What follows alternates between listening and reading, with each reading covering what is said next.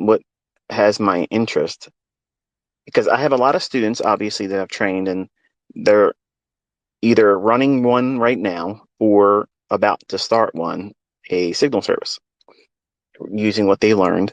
And I'm all for it. I've encouraged all my students. If you learn how to trade under me and you've done very well and you're consistent, not that I want you teaching my content, because there's a lot of people on Amazon and YouTube and Instagram and all over the place. Okay. They're all mimicking me. That's not what I wanted. I didn't want to create clones, but I'm all for someone that wants to provide a business for themselves and also a avenue, because there's people, and I know some of you are probably listening to this, as much as you don't want to admit it, there's probably some of you that just know in the heart of hearts that you're probably not going to be able to do this. And it hurts. I know. I know. I have students from each one of my mentorship, groups that came in, each intake. They have, you know, failed basically, and that's a horrible feeling. And I don't know how to bridge that for those individuals that just really have shown that they have done what it is they need to do. They put years into it, and they didn't over leverage, they didn't over trade. They just simply can't do it. And that's a really hard topic. And I guess in a lot of ways, it would be foolish for me and anyone else to pretend that if you're teaching something, to not have the expectation that some are just simply going to fall to the wayside and not be able to do it. Me personally, as a man, as a person with obsessive compulsive disorder, I don't like when I see someone try to do what it is I teach and then fail. I don't like that at all. I take it personal. And when I get those responses from individuals, and it's not many of them, but I do get them, it's really hard for me to take it. Like I don't like it. I take it personal. Not that I feel like they're trying to be vindictive, because many of them are very heartfelt, almost apologetic, like saying, "I'm sorry. I've done everything you asked me to do. I've here," and they share what they've been doing. They even went so far as to say, "This is what I expect in the marketplace, and this," and they can see the setups potentially there, but they're afraid to pull the trigger. Something inside of them just simply won't let them do it, and then it moves, and they just can't get past that. And I don't know how to make it plainer than, hey, you got to practice, get to the point of doing it so many times in demo, it's not even a thought process behind it. You see it, boom, there it is. And many times when you see me showing my examples, like the other day when I was going through Twitter and I saw a couple people rambling on about me, and I was like, okay, let me see what's in the market right now. And literally in seconds, turning the chart on, I saw that S&P trade, and I recorded it, I engaged, did the whole thing, and there it is. So on non-farm payroll, that type of setup, being able to do this for as long as I've done and having students learn this approach, you'll get to that point. Not all of you, but most of you will. But it takes time.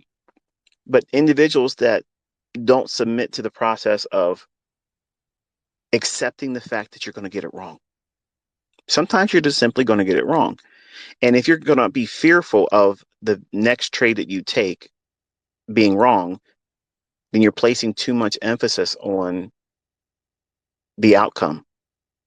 And the outcome of an individual trade, or even an individual trading week, and I'll go so far as to say is a trading month. If you're trying to squeeze in, and I mentioned this the other day on, in fact, I think it was today, I was answering some questions from a private group, and no, you can't join that, and I'm not trying to rub it in your face, but every time I mention it, obviously there's people like, oh, can I join your mentorship private? No, I'm trying to bring it to a close, and they all know this is the truth, and I don't want to operate that forum anymore. And if anything going forward, I want to be public, because exclusivity makes something easily abused, and it's been abused. But I've had students asking basically like, you know, how do I get past this and how do I get past that? And, or they're looking for a particular thing in the marketplace that they feel is a barrier. And most of it is simply understanding where the market's likely to go.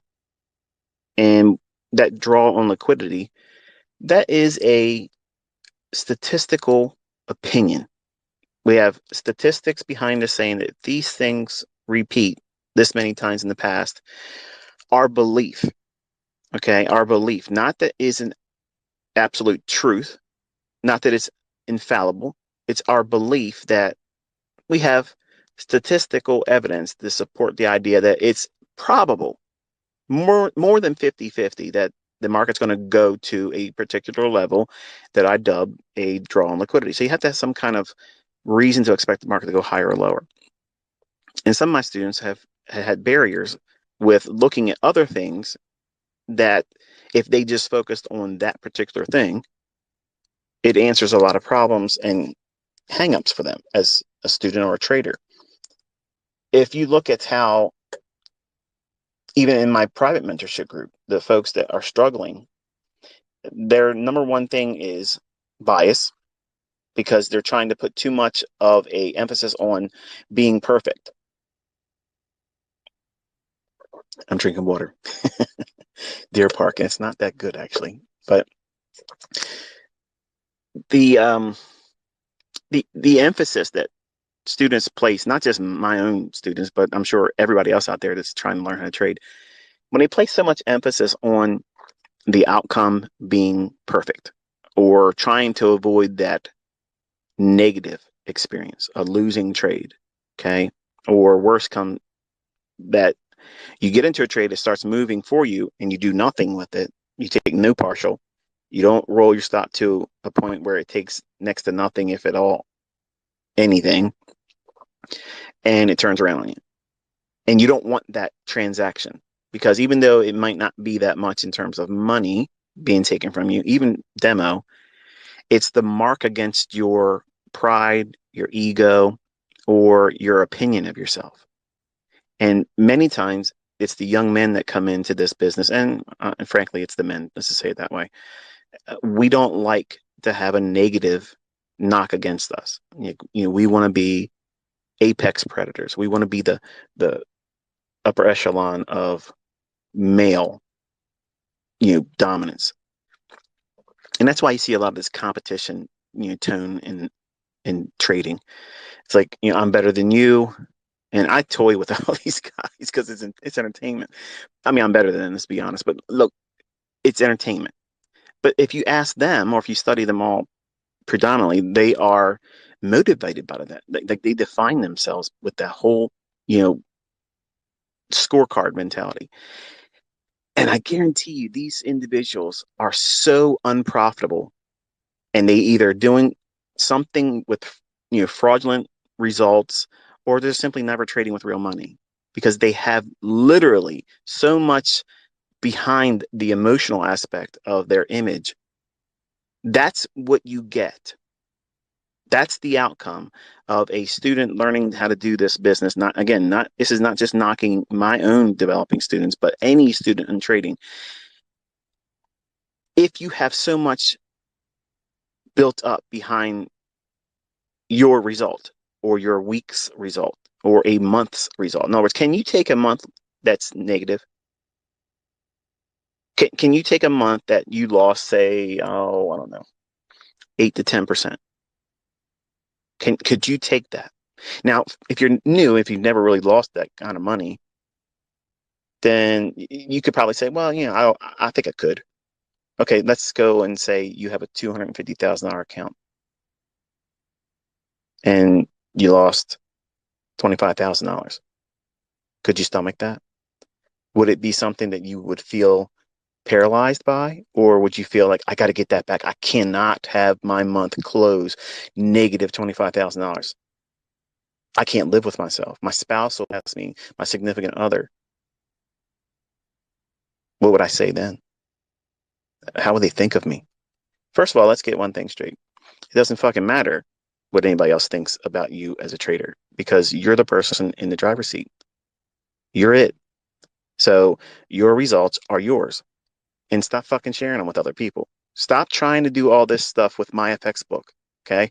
My FX book, unless you're doing signals, Okay, unless you're trading and giving out signals, there's absolutely no reason for a MyFX book. There's zero, none, none. And there's a young man out there, and I'm not going to say his name because I'm not trying to kick sand in his face. I could if I was that type of guy. I'm not. But they're floundering.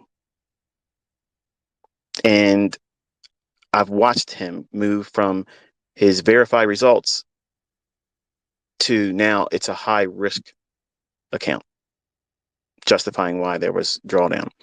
That's a young man that's doing the very thing as I'm talking about right now because he's trying to live up to a public image of himself, everybody's opinion of him, because he barked, he drew a crowd, and now he can't handle that pressure. Why would you want to make trading harder for yourself? It's already hard.